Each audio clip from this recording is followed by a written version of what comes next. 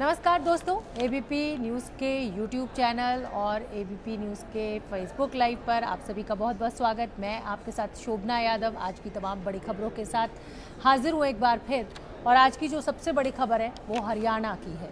हरियाणा के वल्लभगढ़ में एक लड़की बीकॉम का एग्ज़ाम देकर बाहर निकलती है। अपनी माँ को फ़ोन पर बताती है कि उसका इम्तिहान ख़त्म हो गया है, वो बाहर निकल रही है। माँ जो कि पास में बड़ी बहन का घर है उसके कॉलेज के, वहाँ पर है, और वो कहती है कि ठीक है तुम गेट पर पहुँचो, मैं आती हूँ। इतने में माँ के पहुँचने से पहले एक सफ़ेद रंग की गाड़ी पहुँचती है जिसमें दो लड़के सवार हैं। वो उस लड़की निकिता को ज़बरदस्ती उस गाड़ी में बिठाने की कोशिश करते हैं। निकिता आनाकानी करती है, मना करती है, और उसके बाद लड़के उसको गोली मार देते हैं और वहीं पर वो लड़की दम तोड़ देती है। इस मामले ने बहुत तूल पकड़ रखा है हरियाणा में। जो परिवार है, जो गांव के लोग हैं, वो नेशनल हाईवे जो है उसको जाम कर रहे हैं, उस पर प्रदर्शन निकाल रहे हैं और अपनी बेटी के लिए न्याय की मांग कर रहे हैं। सवाल ये खड़ा होता है कि इस देश में बेटियां कब सुरक्षित होंगी। इस तरह से एक सिरफिरा आता है, गोली मारता है और किसी की बेटी की जान चली जाती है। इसमें जो खबर निकलकर सामने आ रही है वो लव जिहाद का मामला निकलकर सामने आ रहा है और इसी को लेकर विवाद है। ये जो लड़का तौसीफ है, ये लगातार उस लड़की के ऊपर धर्म परिवर्तन का दबाव बना रहा था, ऐसा कहना लड़की की माँ का है। यानी निकिता की माँ का ये कहना है कि निकिता उनको बताती थी कि ये लड़का तौसीफ जो है वो ये कहता था कि तुम अपना धर्म परिवर्तन कर लो और मुझसे निकाह कर लो, मुझसे शादी कर लो, जिसके लिए लड़की बिल्कुल तैयार नहीं थी। 2017 में भी इसी तरीके का मामला सामने आया था। इस लड़के ने जोर ज़बरदस्ती करके उसका धर्म परिवर्तन करवाने की कोशिश की थी, उससे शादी करना चाहता था। तो परिवार ने इंटरवीन किया, इस लड़के का परिवार लड़की के घर पहुंचा और कुल मिलाकर जो कि एक समझौता करा लिया गया कि भाई ये नहीं हो सकता है और अपने अपने रास्ते रहिए। अचानक 2 साल बाद आज उस लड़की की हत्या कर दी गई और इसीलिए ये बवाल खड़ा हो गया। कल उस लड़की की हत्या कर दी गई और ये बवाल खड़ा हो गया। और मैं आपको ये बताना चाहती हूँ कि ये मुद्दा इतना जिसे कहा जाए कि गंभीर क्यों है, क्योंकि ये जो लड़का तौसीफ है, लव जिहाद तो एक एंगल है ही है। ये जो लड़का तौसीफ है ये बहुत ही इन्फ्लुएंशियल फैमिली से सामने आता है। हरियाणा के बड़े लोग हैं जिस घर का ये बेटा है। तो मैं आपको बता दूं, जो तौसीफ के बाबा हैं कबीर अहमद, वो पूर्व विधायक रहे हैं।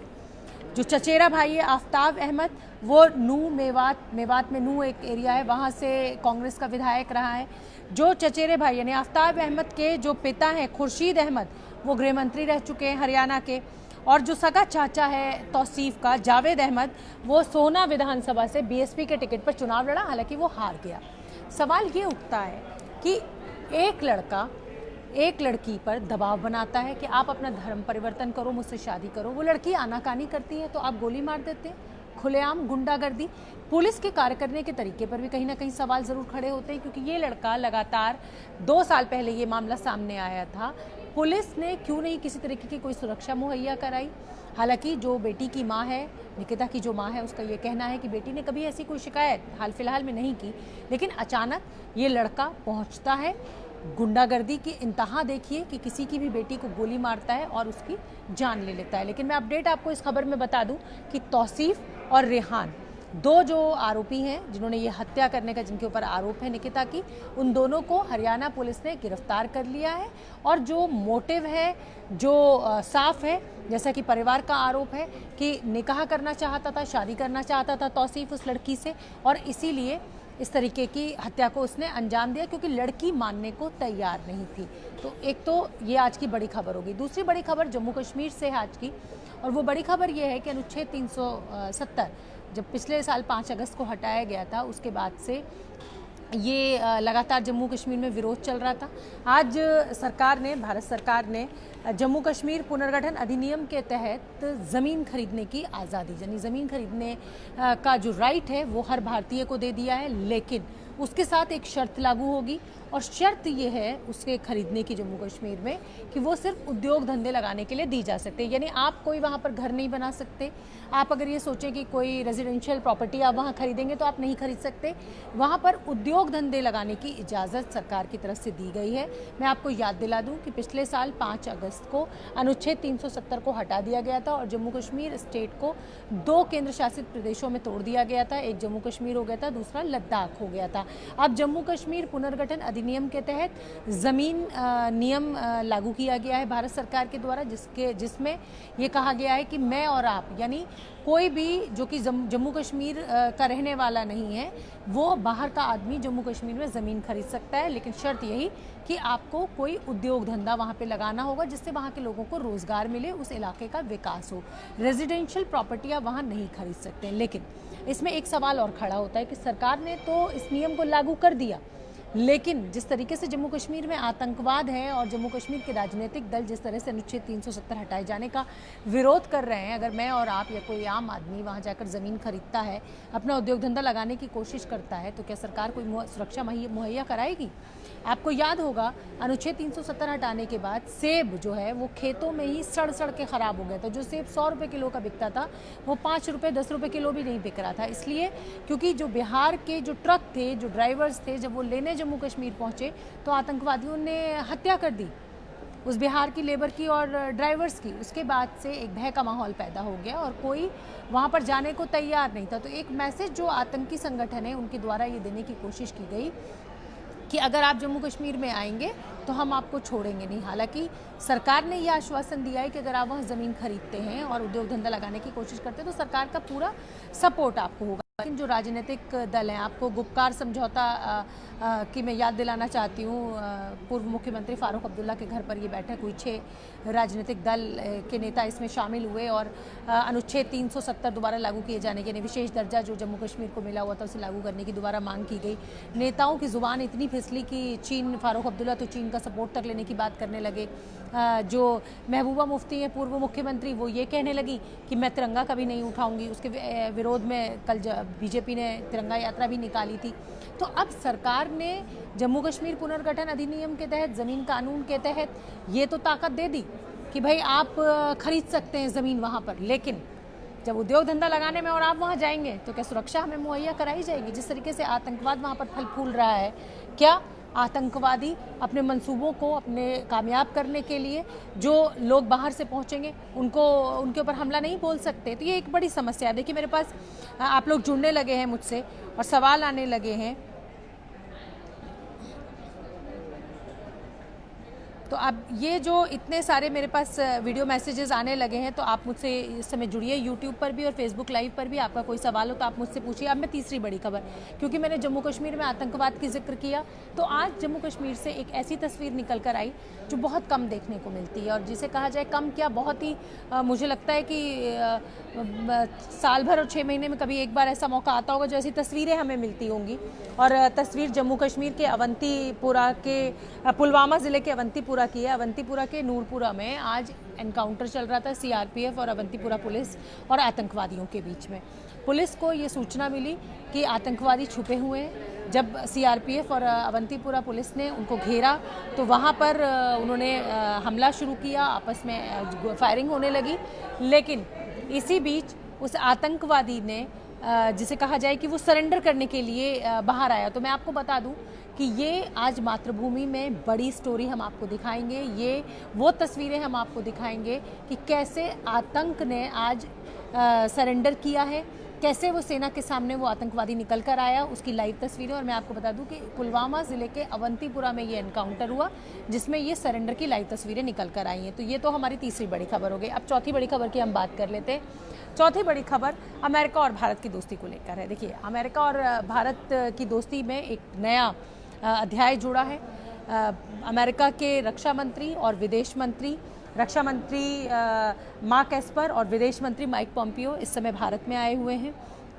2+2 बैठक, 2+2 बैठक इसलिए मैं कह रही हूँ इसका नाम इसलिए 2+2 बैठक है कि इसमें विदेश मंत्री और रक्षा मंत्री अमेरिका के और भारत के विदेश मंत्री और रक्षा मंत्री की बैठक होगी। और कई सैन्य करार हुए हैं इस बैठक में।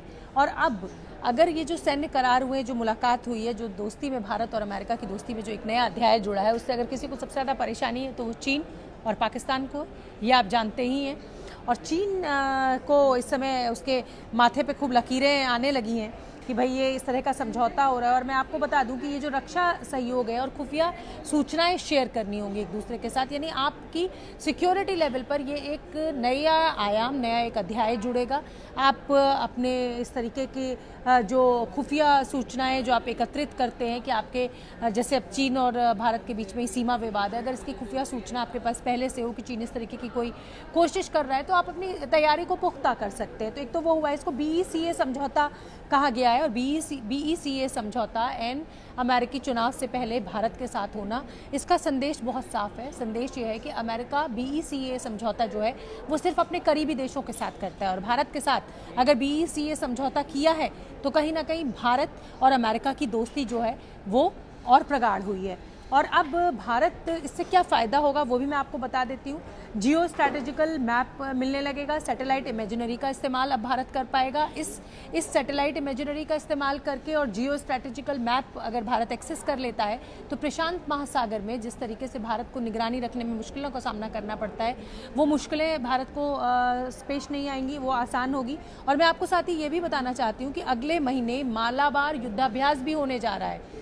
मालाबार युद्धाभ्यास में अमेरिका, भारत, जापान और पहली बार ऑस्ट्रेलिया शामिल हो रहा है। तो आप अंदाज़ा लगाइए कि जो भारत के पड़ोसी देश हैं उनके लिए ये खतरे की घंटी है, ये अलार्म है कि भारत अब बड़े बड़े देशों के साथ युद्धाभ्यास कर रहा है। और ये सभी देश एकजुट हैं चीन के खिलाफ। जिस तरीके से चीन नापाक साजिशों को अंजाम दे रहा है, जो उसकी कहा जाए कि विस्तारवादी नीति, जिसका प्रधानमंत्री मोदी ने भी अपने भाषण में जिक्र किया था, जो विस्तारवादी नीति चीन की रही है हमेशा दूसरे देश की ज़मीन पर कब्जा करने की, उस पर भी रोक लगेगी।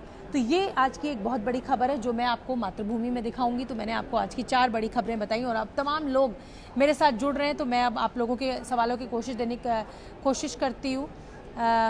SSC से रिलेटेड न्यूज़ दीजिए, SSC एग्ज़ाम की ये बात कर रहे हैं। देखिए आज की जो बड़ी खबरें हैं वो मैं आपको बता रही हूँ। ये आप लगातार SSC लिखे जा रहे हैं। सप्तश्री रविदास जी हैं, हिंदराज जो हैं वो भी कह रहे हैं कि अच्छी खबर आप मैम दे रही हैं। और मैं आपको ये भी बता दूं चलते चलते, क्योंकि मुझे जाना है, मेरा समय हो रहा है जाने का, बिहार चुनाव में कल पहले चरण का मतदान होना है। तो जो बिहार के लोग मुझे देख रहे हैं उनसे मेरा यही निवेदन कि आपके इलाके में अगर मतदान होना है तो ज़्यादा से ज़्यादा संख्या में आप बाहर निकलें और इस लोकतांत्रिक पर्व को मनाएं, अपने वोट का इस्तेमाल करें। ये आपका अधिकार है और ये ज़रूरी भी है, ताकि आप अपनी पसंद की सरकार चुन सकें और जाति और धर्म के नाम पर बिल्कुल वोट ना दें।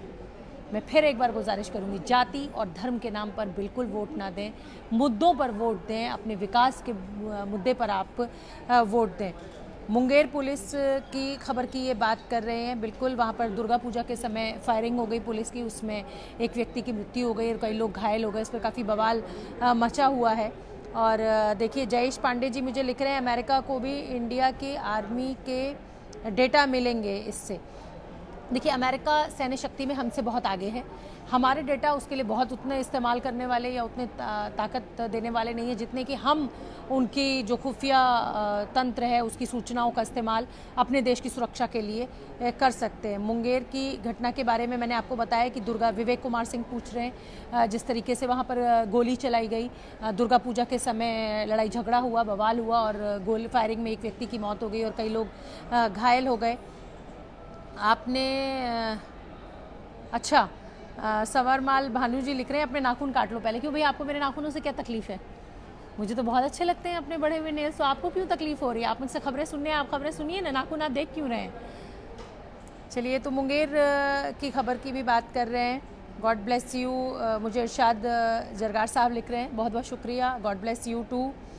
अक्षय श्रीवास्तव जी लिख रहे हैं, गवर्नमेंट जॉब के लिए कुछ क्यों नहीं करती? देखिए गवर्नमेंट जॉब के लिए मैंने आपको बताया कि बिहार चुनाव में अब जो नौकरी है वो एक बहुत बड़ा मुद्दा बन गया है और सभी राजनीतिक दल अब खुलकर सामने आए और एक के एक बाद वादे कर रहे हैं। तेजस्वी यादव 10 लाख नौकरी देने की बात कर रहे हैं, तो सुशील मोदी 19 लाख नौकरी देने की बात कर रहे हैं। यानी आरजेडी अगर 10 लाख नौकरियों का वादा कर रही है तो तेजस्वी यादव 10 लाख नौकरी का बात कर रहे हैं, तो बीजेपी 19 लाख नौकरियों की बात कर रही है। तो कहीं ना कहीं रोजगार इस बार पहली बार बिहार की राजनीति में गर्म मुद्दा बना है और वोट देने के लिए एक बड़े कहा जाए कि राजनीतिक दलों ने ये पासा फेंका है कि देखिए अब बिहार की जनता किसकी तरफ जाती है। प्रधान रवि शर्मा लिख रहे हैं, नाइस, बहुत अच्छी खबरें आप दे रही हैं।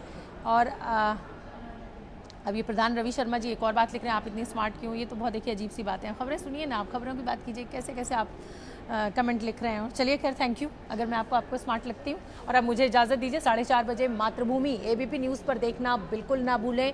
आतंक का लाइव सरेंडर हम आपके लिए लेकर आएंगे। नमस्कार, कल फिर होगी मुलाकात इसी समय।